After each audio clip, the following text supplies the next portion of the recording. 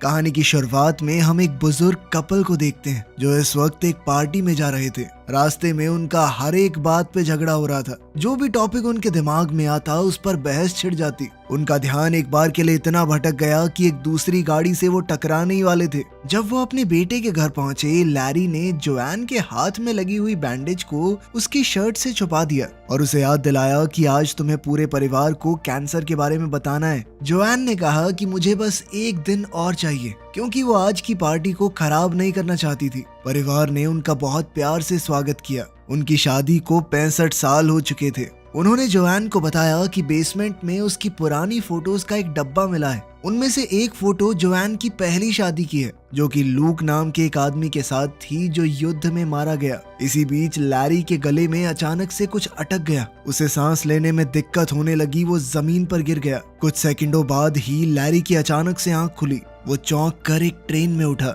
जब train station पर रुकी तो लैरी ने देखा कि बहुत सारे लोग हॉस्पिटल के कपड़े पहने हुए हैं। वो उनके पीछे चला और जल्दी ही जंक्शन में पहुंच गया। वहाँ लोग अजीबोगरीब बातें बोल रहे थे जो उसे समझ नहीं आ रही थी। लैरी ने रिसेप्शन पर खड़ी लड़की से कहा कि मुझे यहाँ पर किडनैप करके लाया गया है, लेकिन रिसेप्शनिस्ट ने कहा कि ऐसा कुछ नहीं हुआ है, आप यहाँ बैठकर अपने एसी का वेट कीजिए। कुछ घंटे बाद भीड़ कम हो गई और लैरी कुर्सियों पर ही सो गया था। तब एना आई और लैरी का नाम पुकारा। उसने बताया कि मैं तुम्हारी एसी हूँ, मतलब आफ्टर लाइफ कोऑर्डिनेटर। इसका मतलब साफ था कि लैरी मर चुका है और अब एना का काम है उसे सही जगह पर पहुंचाना। लैरी अभी भी इस बात को समझ नहीं पा रहा था कि वो मर चुका है। तभी एना ने लैरी को शीशा दिखाया। लैरी ये देखकर हैरान हो गया कि वो फिर से जवान हो गया है। एना ने बताया कि जब लोग जंक्शन पहुंचते हैं तो उनका शरीर वो वाला रूप ले लेता है जब वो अपनी जिंदगी में सबसे ज्यादा खुश थे। जब एना उसे बिल्डिंग दिखा रही थी तो लैरी बार बार बोलने लगा कि मुझे अपनी पत्नी के पास जाना है।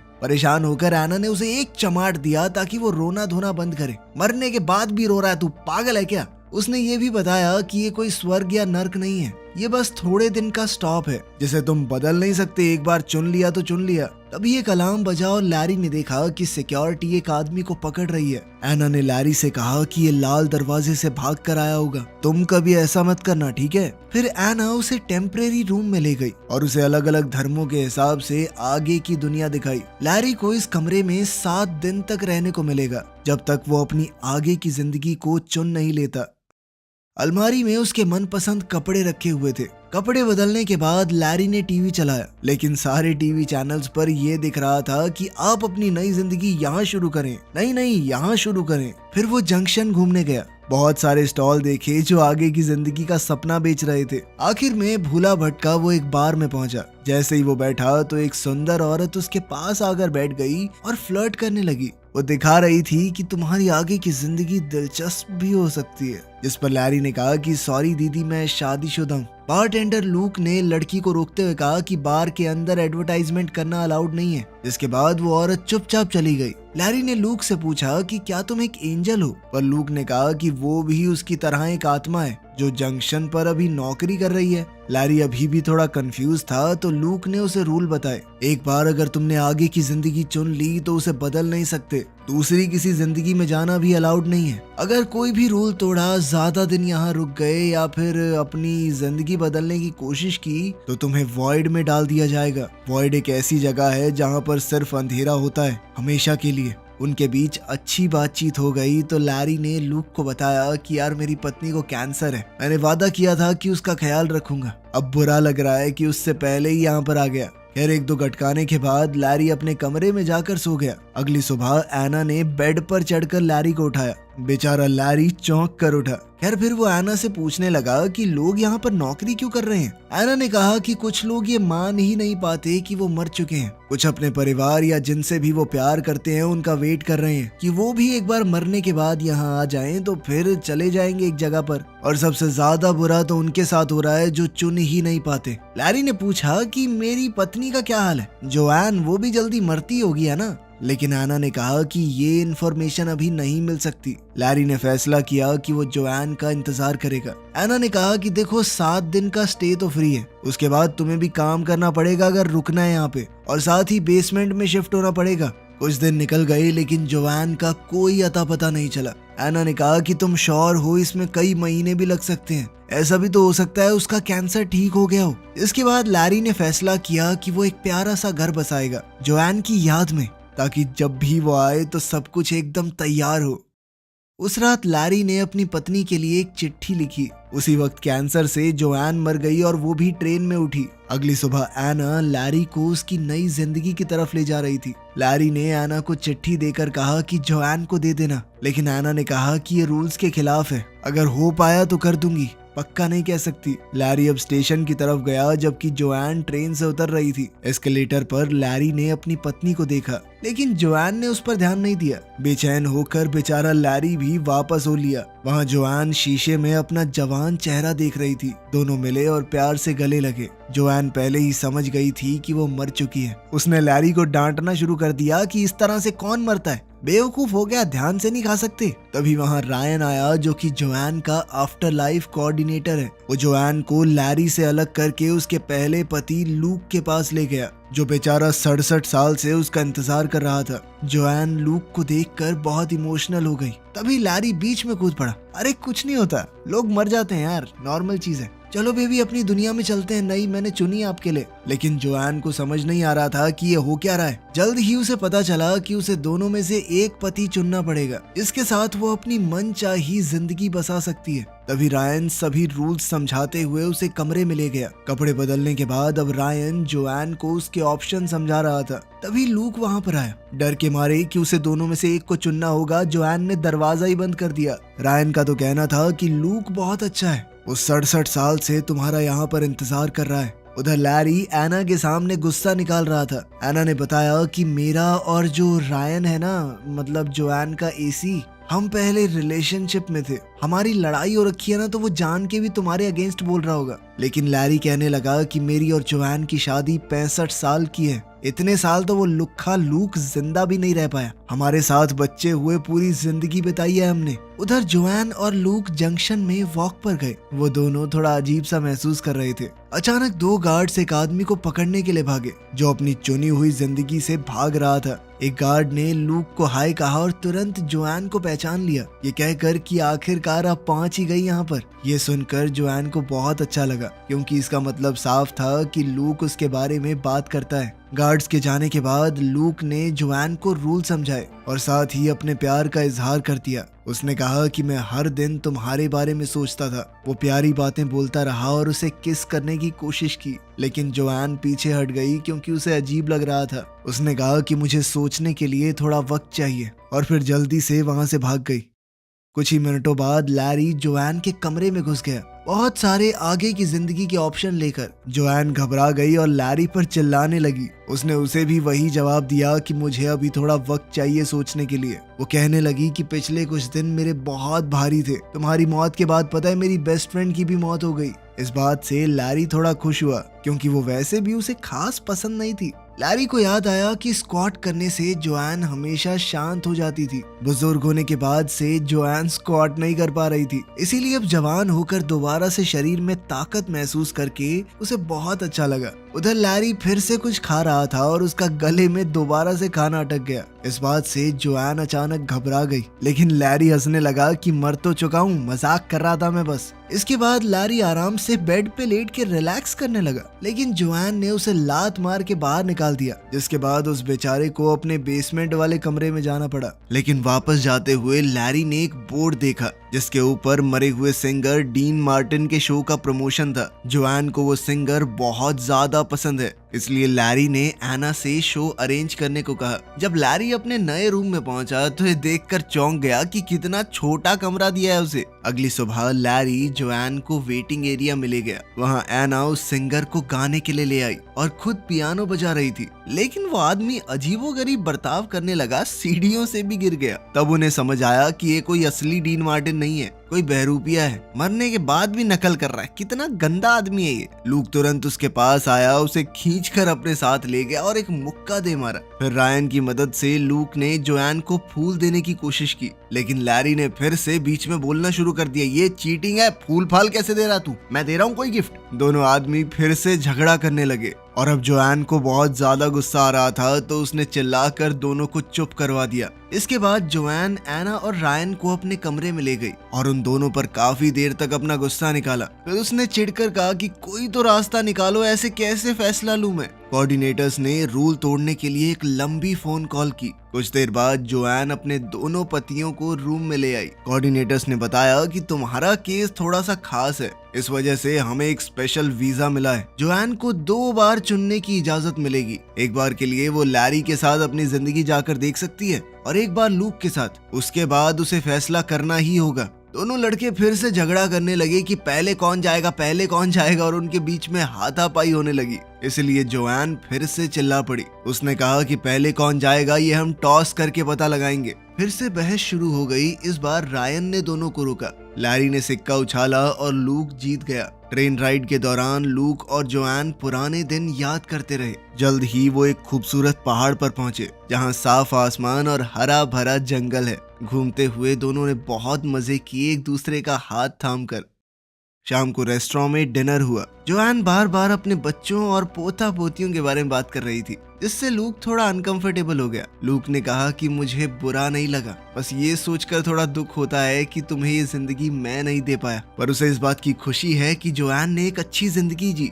जोआन ने कहा कि मैंने कुछ वक्त तक तुम्हारा इंतजार किया था, पर फिर क्या करती, तुम चले गए थे। मरने के बाद कोई लौट कर थोड़ी आता है। फिर लूक जोआन को एक जगह पर ले गया जिसे आर्काइव्स कहते हैं। ये यहाँ पर हर चुनी हुई जिंदगी में होती है, जहाँ आत्माएं अपनी जिंदगी की यादें दोबारा देख सकती हैं। दोनों ने अपने रिश्ते के सारे जरूरी पल देखे। वो पहली मुलाकात, पहली बार एक दूसरे को चूमना, शादी का दिन और जंग पर जाने से पहले का वो आखिरी वादा। जोआन ने आखिरकार फिर से लूक को चूम लिया। उसने बताया कि मैं टूट गई थी तुम्हारे मरने के बाद। यादें आगे चलती रही और लूक ने देखा कि कैसे लैरी ने जोआन को प्रपोज किया। ये देखकर लूक गुस्से में बिल्डिंग से बाहर निकल गया। उसने कहा कि लैरी ने एक दुखी औरत की फीलिंग्स का फायदा उठाया है, मौका देखकर चौका मारा है उसने। जोआन ने समझाने की कोशिश की कि ऐसा कुछ नहीं है, लेकिन लूक ने नहीं सुना। इसी बीच लैरी भड़क रहा था, क्योंकि लूक सबको बताता था कि मैं जंग में मारा गया लड़ते हुए दुश्मन से। अब इस तरह वो खुद को हीरो दिखाएगा तो कोई कैसे लड़े।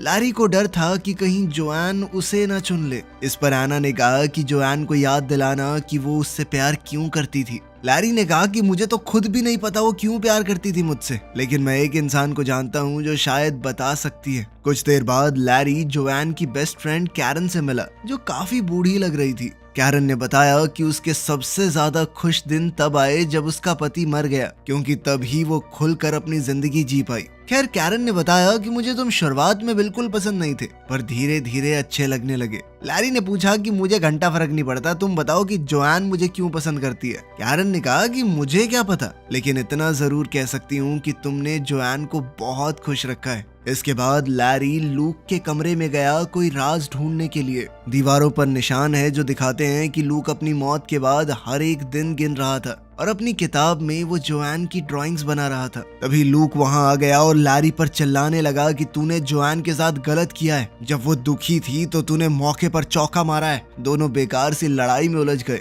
इसी धक्का मुक्की में लैरी का लेटर उसकी जेब से गिर गया। अब लूक कहने लगा कि जहां पर तुमने प्रपोज किया उस जगह को मैं और जोआन अपनी खास जगह मानते थे, तो सीधी सी बात है जोआन वहां पर मेरे जाने के बाद अकेला महसूस करेगी। तूने उसी चीज का फायदा उठा के पटा लिया उसे। अगले दिन लैरी जोआन को एक दूसरी जिंदगी दिखाने बीच पर ले गया। वो जिंदगी काफी पॉपुलर थी, तो बहुत सारे लोग थे वहां पर। वो दोनों बातें करने लगे और एक दूसरे को चूमने ही वाले थे कि तभी एक लड़के ने बॉल से लैरी को मार दिया और फिर मूड खराब करने के लिए कहने लगा, तुम्हें पता है मैं कैसे मरा। खैर, बाद में दोनों समुद्र में अपनी बोट लेकर गए। लैरी ने जोआन से माफी मांगी कि तुम्हारी मौत के वक्त में साथ नहीं था। साथ ही वो इस तरह की बातें मारने लगा कि हमारे बच्चे हमें साथ देखते तो कितने खुश होते। इस पर जोआन कहने लगी कि तुम मेरा दिमाग बदलने की कोशिश कर रहा है ना, चालाक कहीं के। बच्चों की बात किसको बता रहा है? और उनके बीच में फिर से झगड़ा हो गया। अब जोआन कहने लगी कि तुम समझ नहीं पा रहे मेरी सिचुएशन। मैंने अलग अलग वक्त पर तुम दोनों से ही प्यार किया है, तुम दोनों के साथ सारी जिंदगी रहने की कस्में खाई हैं। इस पर लैरी कहने लगा कि अगर मैं लूक की जगह होता तो मैं भी तुम्हारा इंतजार करता। वापस आकर जोआन ने लैरी के साथ अपनी बीती यादें देखना चाहा, पर लैरी ने मना कर दिया। उसका कहना था कि यादों में इंसान खुद को खो सकता है। वो जोआन को इससे बचाना चाहता था। जोआन को लगा कि लैरी डर रहा है कि पता नहीं क्या निकल आएगा। खैर दोनों किनारे पर बैठकर अपनी पहली डेट की बात करने लगे। लैरी ने कहा कि मैं बस तुम्हें हमेशा एक बेहतर जिंदगी देना चाहता था। उधर जंक्शन में लूक को लैरी का वो लेटर मिल गया। उधर जोआन और लैरी अपनी डेट से वापस आए, एक दूसरे को चूमा तो लैरी ने कहा कि मुझे फर्क नहीं पड़ता हम कहाँ पर जाते हैं, बस साथ होने चाहिए। तभी लूक ने लैरी का वो लेटर जोआन को दे दिया। ये पढ़कर जोआन को पता चला कि लैरी तो लगभग चला गया था, बस उसने जाते वक्त उसे देख लिया तो रुक गया। फिर उनके बीच एक और झगड़ा शुरू हो गया। जोआन ने लैरी को सेल्फिश कहकर पुकारा। इस पर लैरी ने कहा तो मैं भी तो तेरी सेकंड चॉइस था, और ये लुक्खा लूक, इसने भी बहुत सारी आत्माओं के साथ गुलू गुलू किए। इस पर लूक गुस्से में चिल्लाया कि 67 सालों में 2-4 आत्माओं के साथ गुलू गुलू कर ली तो क्या हुआ? इंतजार तो मैं जोआन का ही कर रहा था ना, आखिर आत्मा की भी कोई नीड्स होती हैं। अब दोनों कहने लगे कि एक बार चुन लो, बस हमें नहीं पता। लेकिन अभी जोआन को और वक्त चाहिए था, इसलिए कोऑर्डिनेटर्स दोनों आत्माओं को वहां से ले गए। कैरन थोड़ी देर बाद जोआन के पास एक ड्रिंक लेकर आई और तब जोआन फूट फूट कर रोने लगी। कैरन ने उसे संभाला और उसका ध्यान भटकाने के लिए अलग अलग फन बूथ्स पर लेकर गई।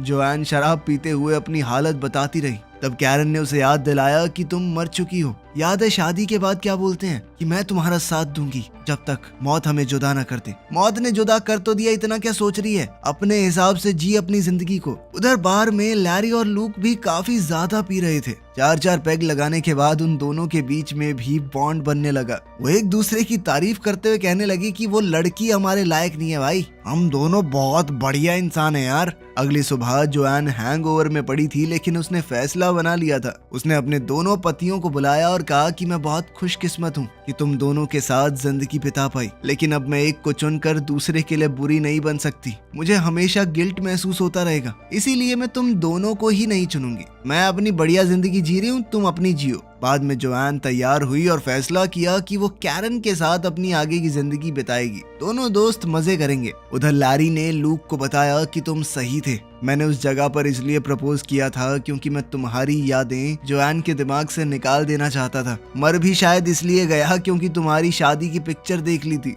इस पर लूक ने भी जवाब दिया कि तूने जोआन के साथ जो जिंदगी जी है उससे मुझे भी बहुत जलन होती है। फिर लैरी को याद आया कि उन सब का शरीर वैसा दिखता है जैसे वो अपनी जिंदगी के सबसे खूबसूरत पलों में दिखते थे। लूक बिल्कुल वैसा दिखता है जब जोआन उससे शादी करने को मान गई थी। लैरी वैसा दिखता है जब जोआन उसके दूसरे बच्चे के साथ प्रेग्नेंट थी। ये सोचकर लैरी को अचानक से कुछ समझ आया। वो भागकर जोआन के पास गया। स्टेशन पर लैरी ने जोआन को ट्रेन में ढूंढ लिया और उससे कहा कि एक आखिरी बार बात करने के लिए नीचे आ जाओ। उसने कहा कि तुम्हारे बाल लंबे हैं, हमारी शादी के दौरान तुम्हारे बाल छोटे थे। इसका मतलब ये है कि तुम लूक के साथ जब थी तो वो तुम्हारी जिंदगी के सबसे खूबसूरत पल थे। तुम उसे चुनो ना, हमेशा खुश रहो। पहले तो जोआन ने मना किया, लेकिन लैरी ने कहा कि यही सही है। दोनों रोते हुए एक दूसरे से आखिरी बार गले लगे। कुछ समय बाद लूक और जोआन अपनी आगे की जिंदगी के लिए ट्रेन में जा रहे थे। लैरी जंक्शन में घूम रहा था क्योंकि वो नहीं जानता उसे कहाँ जाना है। तब उसने देखा कि एना और रायन वापस साथ आ गए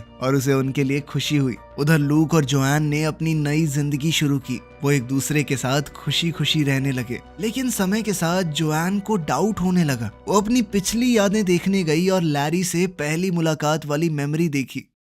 अगले कुछ दिनों तक लूक जोआन को अलग अलग एक्टिविटीज पर ले गया, लेकिन जोआन को कुछ भी अच्छा नहीं लग रहा था। हर रात वो आर्काइव्स में जाकर लैरी के साथ अपनी जिंदगी को देखती। क्लर्क ने कहा कि इतना ज्यादा यादों में रहना सही नहीं होता, आगे बढ़ना जरूरी है। एक रात लूक ने कहा कि कितनी परफेक्ट जिंदगी है ये, लेकिन जोआन के पास कोई जवाब नहीं था। अगली सुबह लूक फिर से किसी हाइक पर जाना चाहता था, लेकिन अब जोआन टूट गई। उसने कहा कि उसने लूक को चुनकर गलती की। इस पर लूक गुस्सा हो गया और चिल्लाने लगा। जोआन ने समझाया कि मैं तुम्हारे साथ सबसे ज्यादा खुश थी क्योंकि वो जवानी का प्यार था, ना घर के किराए की टेंशन, ना नौकरी की, ना बच्चों की। लेकिन प्यार सिर्फ अच्छे पल नहीं होते, उसमें अच्छी बुरी यादें सब होती हैं। उसने कहा कि तुम 67 साल पुरानी जोआन से प्यार करते हो, लेकिन मैं अब बदल चुकी हूँ। जोआन ने फैसला किया कि वो वापस जाने की कोशिश करेगी, चाहे पकड़ी ही क्यों ना जाए। वो रोते हुए बोली कि मैं तुमसे प्यार करती थी, लेकिन अब लैरी से करती हूँ। कुछ घंटे बाद जोआन भागने का प्लान बनाते हुए चाकू से दरवाजा खोलने की प्रैक्टिस कर रही थी।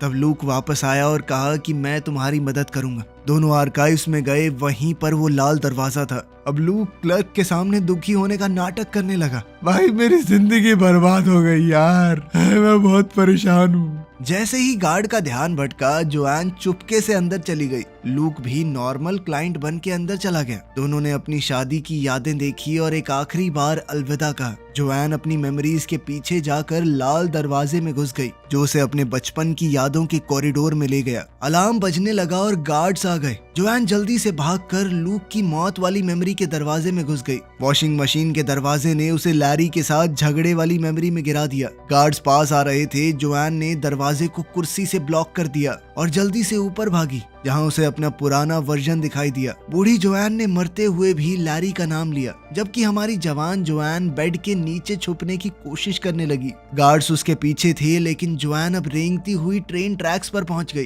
टनल से होते हुए वो जंक्शन में वापस पहुंच गई। रिसेप्शन पर वो लैरी के बारे में पूछ रही थी, लेकिन उसी वक्त उसका वांटेड नोटिस आ गया, जिसके बाद उसे दोबारा से भागना पड़ा। बूथ एरिया में वो रायन और एना से टकरा गई। उन्होंने उसे छुपा दिया और गार्ड्स को गलत डायरेक्शन बता दी। जोआन ने पूछा कि लैरी की आगे की जिंदगी कहाँ है, और कोऑर्डिनेटर्स ने जो जवाब दिया उससे वो हैरान रह गई। लैरी को तो जोआन के बिना कोई जिंदगी चाहिए ही नहीं थी। अब वो भागकर जल्दी से लैरी के पास पहुंची, जो बारटेंडर का काम कर रहा था। दोनों ने एक पैग लगाया, जिसके बाद जोआन ने लैरी से कहा कि तुम मेरे साथ चलो, लेकिन मैं पहले ही बता दूं कि मैं रूल तोड़कर यहाँ पर आई हूँ, मेरे साथ फंस सकते हो। लेकिन लैरी ने बिना सोचे समझे हाँ कह दिया। कुछ पलों बाद उन दोनों ने एक ऐसी जिंदगी चुनी जो बिल्कुल उनके शादी वाले घर जैसी है, जिस मोहल्ले में उन्होंने अपनी पूरी जिंदगी बिताई थी। वीडियो पसंद आई तो लाइक कर देना, चैनल को सब्सक्राइब कर लेना। मिलते हैं अगली वीडियो में।